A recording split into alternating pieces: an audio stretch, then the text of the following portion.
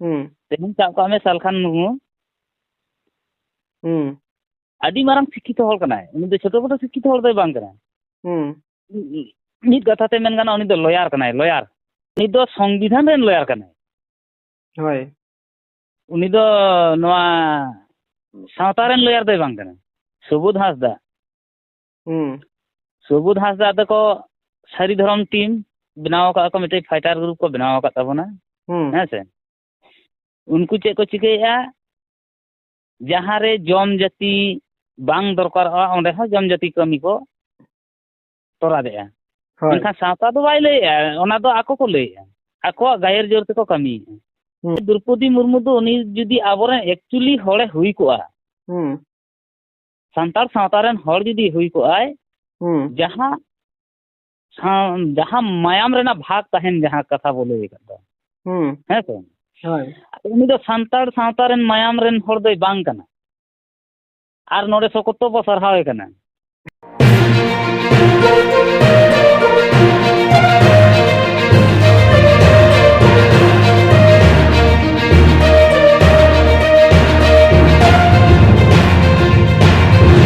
सहराय रेना अना जहाँ तेतेत को मेता कना ओना बडाय हिवा तबे अनियम बडाय दाड़े जे सहराय दो चेत कना नोते मोचा ते दम लई बाबू ओना दो आले बांग कना आर नोते कमी दम कमी गे दो ताहले कि आमा की सारी ओना धर्म रेना सारी कथाम रोड़े से धर्म रेना एड़े कथाम रोड़े होय आदो मिटन कथा हुयुक कना नोवा जहाँ तिना पॉइंट बेन लई किया नोवा रे मिटन के कारण हुयुक कना जहाँ तिना होय जेमन डॉक्टर भीमराव अंबेडकर जहाँ ओलका संविधान ओनाते गोटा अबुआ सनाम लेकाना कथा बन बाड़ाय दाड़ेया कना ओना आधार ते अबुआ विचार आचार को एहब कते सनामा गे हक एदर बन ओरडुक दाड़ेया कना मेनखान अबुआ सावता रेना दो नोंकाना कोनो मिटन गाइडलाइन बनुआ नोंडे होयतो सब काबेन बेंगाड़ कुंबड़ो रे नोंडे को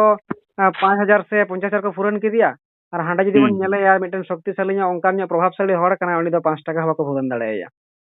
अब अबुआ जदि सावता ना मिटन गाइडलाइन तहे कोआ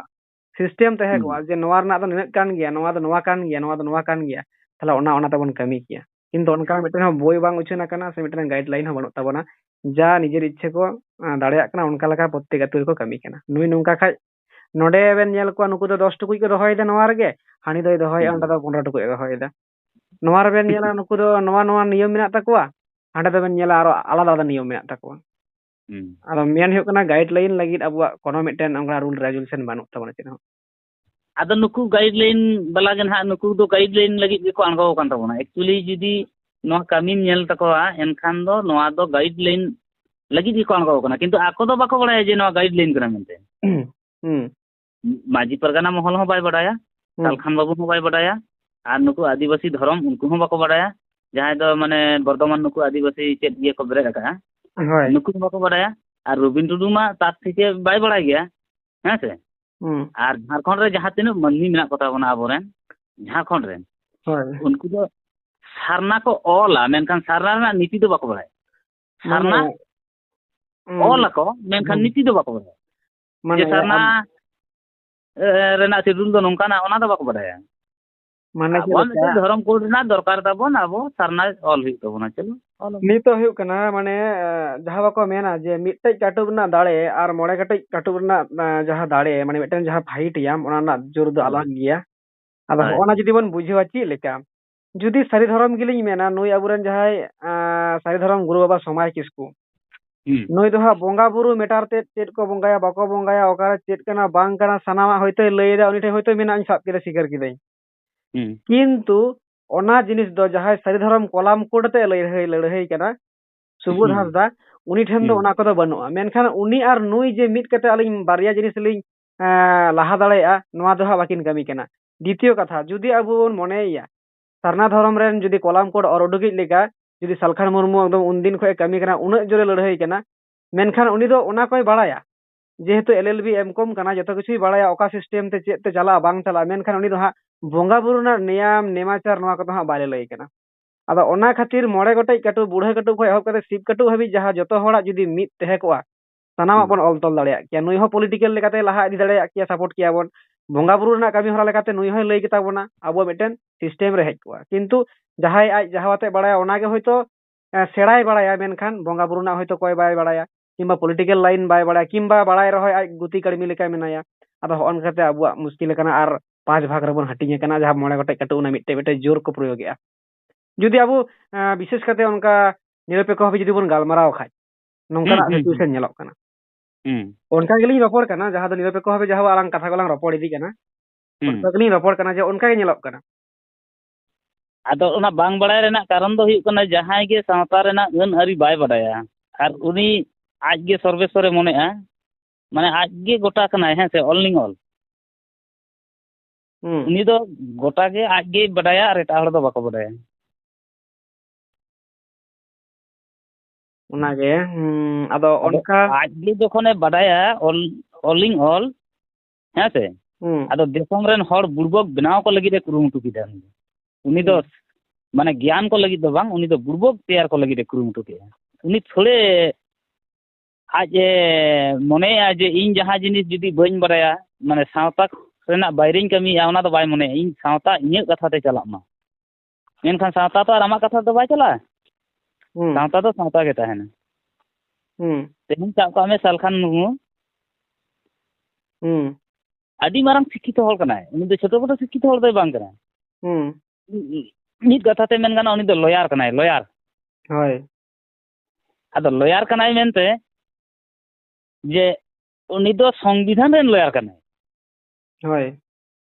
ᱩᱱᱤ ᱫᱚ ᱱᱚᱣᱟ ᱥᱟᱶᱛᱟ ᱨᱮᱱ ᱞᱚᱭᱟᱨ ᱫᱚᱭ ᱵᱟᱝ ᱠᱟᱱᱟ ᱥᱟᱶᱛᱟ ᱨᱮᱱ ᱞᱚᱭᱟᱨᱮ ᱛᱟᱦᱮᱸ ᱞᱮᱱᱠᱷᱟᱱ ᱥᱟᱞᱠᱷᱟᱱ ᱵᱟᱹᱵᱩ ᱛᱮᱦᱮᱧᱮ ᱞᱟᱹy ᱠᱮᱜᱼᱟ ᱡᱮ ᱟᱵᱚ ᱫᱚ ᱡᱟᱱᱟᱢ ᱞᱮᱱᱠᱷᱟᱱ ᱫᱚ ᱱᱚᱝᱠᱟ ᱠᱟᱹᱢᱤ ᱦᱩᱭᱩᱜᱼᱟ ᱡᱟᱱᱟᱢ ᱯᱚᱨᱮ ᱡᱩᱫᱤ ᱜᱤᱫᱽᱨᱟᱹ ᱟᱹᱣᱨᱤ ᱪᱷᱟᱹᱴᱭᱟᱹᱨ ᱠᱚᱨᱮ ᱠᱚ ᱱᱚᱥᱴᱚ ᱨᱩᱣᱟᱹᱲ ᱞᱮᱱᱠᱷᱟᱱ ᱱᱚᱝᱠᱟ ᱠᱟᱹᱢᱤ ᱦᱩᱭᱩᱜᱼᱟ ᱪᱷᱟᱹᱴᱭᱟᱹᱨ ᱠᱚ ᱯᱚᱨᱮ ᱫᱚ ᱱᱚᱝᱠᱟ ᱠᱟᱹᱢᱤ ᱦᱩᱭᱩᱜᱼᱟ ᱵᱤᱦᱟᱹ ᱵᱟᱯᱞᱟ ᱯᱚᱨᱮ ᱱᱚᱝᱠᱟ ᱠᱟᱹᱢᱤ ᱦᱩᱭᱩᱜᱼᱟ ᱛᱟᱦᱚᱞᱮ ᱠᱷᱟᱱ ᱥᱟᱱᱛᱟᱲ ᱥᱚᱢᱟᱡᱽ ᱫᱚ ᱨᱤᱞᱟᱹᱢᱟᱞᱟ ᱜᱮ ᱛᱟᱦᱮᱸ ᱠᱚᱜᱼᱟ ᱩᱱᱫᱚ ᱥᱟᱶᱛᱟ ᱨᱮᱱ ᱞᱚᱭᱟᱨ ᱠᱚ ᱢᱮᱛᱟ ᱠᱚᱣᱟ ᱩᱱᱠᱩ ᱫᱚ ᱟᱨ ᱱᱩᱭ ᱥᱩᱵᱳধ ᱦᱟᱸᱥᱫᱟ ᱥᱩᱵᱳধ ᱦᱟᱸᱥᱫᱟ ᱫᱚᱠᱚ ᱥᱟᱹᱨᱤ ᱫᱷᱚᱨᱚᱢ ᱴᱤᱢ ᱵᱮᱱᱟᱣ ᱟᱠᱟᱫ ᱠᱚ ᱢᱤᱫᱴᱮᱡ ᱯᱷᱟᱭᱴᱟᱨ ᱜᱨᱩᱯ ᱠᱚ ᱵᱮᱱᱟᱣ ᱟᱠᱟᱫ ᱛᱟᱵᱚᱱᱟ ᱦᱮᱸ ᱥᱮ उनको चेक को चिकायेगा जहाँ रे जम जाति बांग दरकारोगा ओंडे हो जम जाति कमी को तोरा देया इनका सावता दो बाय लेया ओना दो आको को लेया आको गायर जोर ते को कमी तेहेन साब का में जम जाति चेक लेका ना ओना कमी के होइतो बाय बडाया जम जाति दो जेमन मिटन कथा कना जम जाति रेना नियम जहाँ तिना इन आंगो जगत तलंगा হয় जम जाति दो हुयुक कना जहां मनमी सावता खना ए बकल बडेलेनाय मेन दो एटा सावता रे चलाव लेनाय হয় उनी गेम जम जाति दाड़ेये मेनखान जम जाति ये कामी तालाते फुराने हुयुआ नोआ दो सिस्टम दो बांग कना उनी रेन कुड़ी गिद्रे होयतो चलाव कना एटा सावता ते आम चेदा ले जम जाति में ओना कारण दो हुयुक कना उनी कुड़ी गिद्रे तेहेन खन नोंडे दो आलोय हिजुक मा आयो बाबा रूप नेल कते से बोंगा बुरु बाहा सोहराय रे आलो पे नेवताय ताबुन होय ओना दो को मेता कना भांडान कामी रेना जम जाति जे उनी दो नोआ जाति खन दोबन बिदे कदिया आदो नोआ जाति रे दो उनी दो आलोय रुवर ताबन मा होय मेनखान जहाँ रे दो नेतो कना एटा एटा कामी को हो जहाँ रे दो सारी सरना खातिर को जम जाति कना मेनखान सारी सरना रे जम जाति रेना सावता अरी रे हेज गे बांग हिजुक कना ओना के तो ओना के आनी मारंग एग्जांपल होय चेल करे बांग हिजुक कना तेहेन इन सरनाñ मनाव केया हैं से मेनखान धर्म कोड लगी इन दिन मनाव मेनखान बोंगा अरी दो इने गे बोंगा अरी दो बोंगा बोंगा दो इने को गिन बोंगा कना क्योंकि मेनखान इन दो मिटे धर्म कोड इन नेल कदा एटा को एटा जातिया जे हिंदू को दो हिंदू धर्म मेना दको मुस्लिम को मुस्लिम धर्म मेना दको ख्रिस्टान को ख्रिस्टान धर्म मेना दको हैं से उना संविधान रे टुडे हचे लगी दी इन दो नलोगो कना आ जाना हैं से मेनखान आदो इन हो जम जाति है को आम सारी धर्म को लय दिया जे आम दो जम जतिया या आदो इन दो ओकाल कान जम जतिया मा लय एकदम जम जतिया हैं जता कता उनको लेका केम कमी केना हैं तेहेन नुई सिलदर रेन हा चिली बाबू को मेताय कना पे हिडिंग के नितुम सारी धर्म पाहटा खन सिलदे रेन कोयटा हा नुई मिटन यूट्यूब करे रोड़े नुई बेसी ये सला फाइटिंग चला कान ताय गया तेहेन गे यूट्यूब रे नेल लेते नुई माने ओका ना मेदिनीपुर कुकाय ओना धर्मगाड़ जहां को बनाव का ओंडे रेन नाके सला निया कथा कॉन्टेस्ट चला कान तहना अच्छा अच्छा बाहागाड़ होय बाहागाड़ सा अच्छा आदो नुई हो सावता रेना कथा दो उनु दो बाय बडाया शुद्ध सारी धर्म निया गे बडाया आर जहाना दो बाय बडाया सारी धर्म रेना शेड्यूल चेत कना ओना दो ओकोय हो बाको फॉलोया ओना फॉलो लगी लेकान हर दो बनु को शुद्ध को लय सारी धर्म सारी कथा सारी रोड एनखा उनका दो बांग कना ओना रे दो नोंका रोल कना सारी धर्म रेम ताहेलेन खान दो आम जनाम लेन खान छूत नोंका मेटाव हुई तमा उनी गिद्रे नष्ट लेन खान नोंका कमी हुई तमा उनी गिद्रे इना पुरे निना साल कोते उनी दो छेतियर मेटाव ताय मेगे माने 9 साल हुई लेन खान छेतियर मेटाव गे प्रयोजन कान ताबना आबो होय गिद्रे जनाम खोना 9 सेरमा भीतिर ते एंगात कुकी खन को छाड़ा खातिर ओना दो छेतियर को आबोन माने एंगात कुकी मानते दो तोआ न्यू दो बागी किदा होय होय होय ओना खातिर बोन छेतियर को आर छेतियर लेको खान गे बोन सेंद्रा से बीर बुरु गाते कोड़ा सामे सेनो दो उनिया एटकेटोणे बांग हुईवा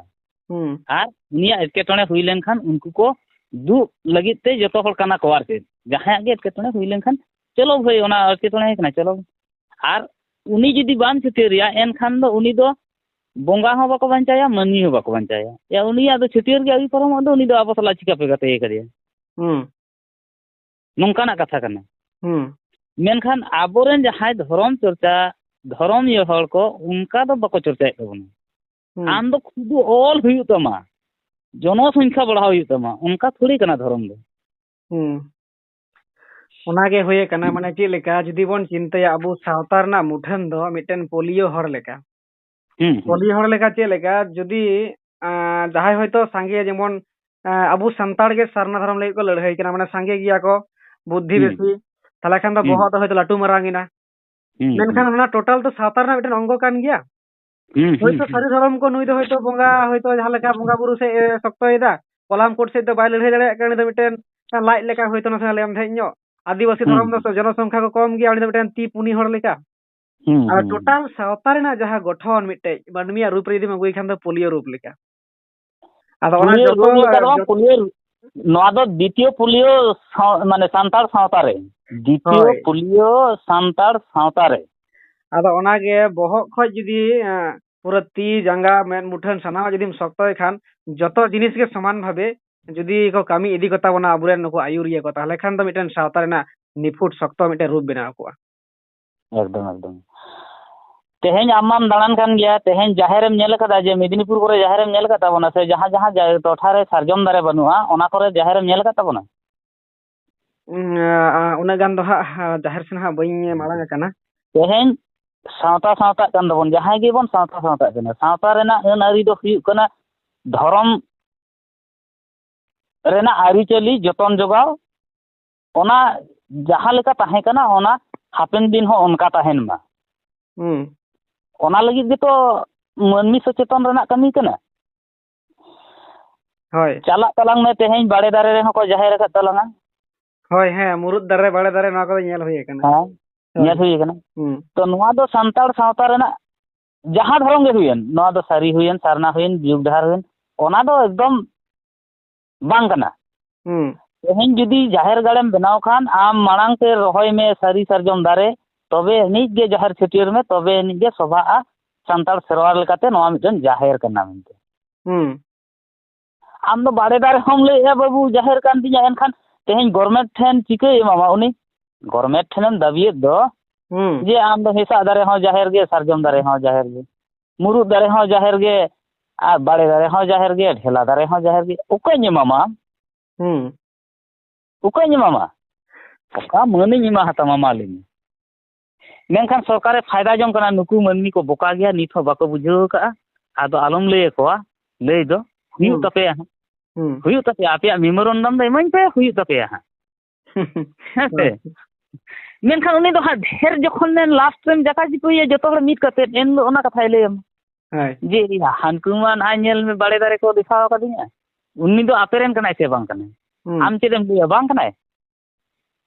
बाम लय दाड़े बांग कनाय आले रेन ताहले इन ओको निमा हते मा आपे नितो गुछो लेनते आपे गुछो लेनते ओने उनका खातिर सांतार सावता रेना अन अरी दो नितो छल भगल चाबा हकना बिहे बापला छूट छिटियर जतो गे बड़ी चाबा हकना अच्छा अब नितो जायहोक आलांग हा नोंका पार्ट बाय पार्ट लांग हे इदी गिया जायहोक तेहिं अंडे तो कथा रपड़ना आदो नवाኝ मेन तलांग मुचित रे कारण हा 57 मिनट ऑलरेडी हुई कना आरो हा नोंका पार्ट लांग हिजुक गिया नो कथा रे आदो मेन देኝ नितो जहां लेका अबुआ समय माने डायरेक्ट अबु दो माने बाबेर हरक कते को टांगाव माने ये बाबेर को हरक परिया कर बना और लेखा गेम टांगा एकदम एकदम आदो नित दो अबु दो सावता बोन पांजाया अबु बोंगा बुरु नोआ को नियम नेमाचार को सिस्टम को नोआ को बोन ठीक पारिया से अबु जहां दो एटा धर्म रे को उचड़ बोन लगी जहां नितो सरकार मा कामी कोय लाहावा कादा जहां दो आधार होय मुचे ताबोना ताहा नितो धर्म कोड लगित बोन लड़हया से नोआ सावता ना सिस्टम को बंचा लगित बोन लड़हया काटा लहाते बोन लड़हया अबु अवस्था बनवा और जदी सावता बंचाव लगित नोआ को सिस्टम को पांजाया ताला खान मा आरो 100 बछरम तायनमवा बा ओना दो तायम दो बाबन तायमवा और बांग तायम रना कारण हम मेना गया जदी आबो मनमी सला रोड बो चेदोआ रोड चेदो में रोडन चेद लेन खान गे आम दो जतो आतेम लहा जदी रोड बाम चेदोआ एन खान दो जतो आतेगेम तायम चेदा से तेही सालखान बाबू हो हानी समय किसकु सला बाय रोड़ा और तेहेन झारखंड रे माजी परगना महल जहां को परिचालना उनको हो बेंगल रन परगना सला बाको रोड़ा एनखान रोड गे तो बाबुन चेदका रोड मांग चेद लेन खान गे जतो हुआ तेहेन जहां बीजेपी सरकारे उइहर अकद दो भारत वर्ष रे माने मिद देशम मिद नीति होय माने मिद देशम मिद नीति ओना दो डॉक्टर आम्बेडकर चिंता होना तो आर बांग कना ओना दो नेतो जहां मेनाया राष्ट्रपति द्रौपदी मुर्मू द्रौपदी मुर्मू और प्रधानमंत्री चिंता होना कना ओना दो एटा हो बांग तेहेन उनी जहां द्रौपदी मुर्मू दो उनी जदी आबोरे एक्चुअली होड़े हुई कोआ संतार सावतारेन होड़ जदी हुई कोआय जहां जहां मायाम रेना भाग तहन जहां कथा बोले करदा है तो उनी दो संतार सावतारेन मायाम रेन होड़ दो बांग कना आर नोडे सकतो बो सरहावे कना जे आलेन राष्ट्रपति राष्ट्रपति राष्ट्रपति या उनी राष्ट्रपति राष्ट्रपति दो चेतानेम तुल लेखान दो ओका आदो ओका रे लेबे दो आमा बोहरे लेबे दो अच्छा अब नासनालिंग रोड़ा माने अबेना जहां रोड ना द्रुतता नवा हित नासनालिंग मेना जे राष्ट्रपति चितान रे नोंकाना कथा दिसम होड़ा अबेन को अठड़े बेना सनाम दिसम होड़ को मी से जो राष्ट्रपति नोंका मेता दिया नवा चेत बेन जेलका बेना बांग आलिnya दो नवा दो एक्चुअली नेल बेन राष्ट्रपति तेहेnye हुई कना उनी दो आबो लेखत तो आर बाय हुई कना उन तो बीजेपी सरकार ने हुई कना माने बीजेपी या जहां संविधान को बनाव कदा जहां अनआरी को तोल कदा ओना कमिया ओना कमिया उनी दो सावता रना आबो सावता रना अनआरी दो उनी दो थोड़ी कमिया अच्छा उनी दो बांगे कमिया मा आर नवा जदी जहां लिखित भाव को एम दड़े ताहले इन उनको सिरोपन मा को अच्छा अच्छा चेदा बाय कमी दड़े ओना रना कारण हेना कानून उनको दो कानून ते को तड़ाम दा आर आबो दो अकानून ते को तड़ाम उनी दो संविधान बाहर दो बाय तड़ामा होय नोमा कथा कान गया और आम दो अकानून ते तड़ाम खातिर के तो तेहेन आम हम सरी धर्म कोना हनी सरना कना हनी जुग दहर कोना हनी पुण कना हनी हेंदे कना हनी दो काबरा कना नोआ को दो अनीति धर्म कना से अ समाज रना धर्म कना अ समाज रना धर्म कथा बो चर्चाए ना समाज रना धर्म कथा बो चर्चाए तेहें माते ये राष्ट्रपति जहां को सरहाव करे ताबोना सारी धर्म को सरहाव करे ताबोना आरो दिसम रे आदि हर को सरहाव करे ताबोना है से मेनखान आपे पे सरहाव कदिया उनी राष्ट्रपति की आपे ठेन मिद दिन गने हेज लेना जे बाबू आमेम सरहाव किदिया आम चेत नेल कतेम सरहाव किदिया मिद दिन गने कुली का बोना बाय कुली का बोना से मिद दिन गान उनी राष्ट्रपति ले लाए जे भारत वर्ष रे जहां गे मांझी परगना महल से मांझी दो बांग रहा परगना जहां तीन नेतो पे लेखा सारे एकना माने लेखा सारे आपे को लगी मिटन बजट इन पास दा जे आपे या अन अरी सोझे लगी ते माने जहां को बड़ी जो कना ओना को जुत लगी ते आपे ठन मिटन बजट इन पास दा ओना दुलुब रे आपे सनाम परगना सेटेरो पे निनो तारीख रे इन नोआ खर्चा नेम या नोआ की बजट पास का उनी बा ताहले उनी इन चिकते बइन मेन दले या जे उनी बोहर रे बन लादे कदिया बोहर लेबेट बना जखन हमालो तखन दो लेबेट माने आबो दो चकलो चाबा का बना माने आबो दो जीरो बैलेंस का माने माननी नोडे आदो आदिवासी बन को अच्छा कोनो आदिवासी बन को अच्छा तेहे राष्ट्रपति नेता हकदिया को विभिन्न जगह को नेता हकदे ताबोना होय बाहामाला को हरो ओकादिया लोटा दा हो एम कते को जोहार आकादिया आज है आतांग का तको माते ओना को मंचो रे ने तो चैलेंज कतिन लेया जे उनी ओंडे लेय का जे मा आपे मंझी को ठीको ताबन पे आबो संस्था खातिर से आबो जाति खातिर से आबो जहां डॉक्टर अंबेडकर भागे दोहो तो काट बोना संविधान रे ओनाय खारिज लगी ते नुई नेतो जहां गवर्नमेंट मेनाया उनी ओनाय खारिज लगी रे कुरुमुटु कना ओना जाते आलोपे खारिज चोय लगी ताबन पे आपे मा लड़ाई ताबन पे से आपे इनठेन ओना सारक लिपि से मेमोरेंडम टेस्ट ताबन पे लई कदा उनी निधागन बाय लई का ताहले उनी बाय लेबेट निया आदो कोय लेबेट निया मा लई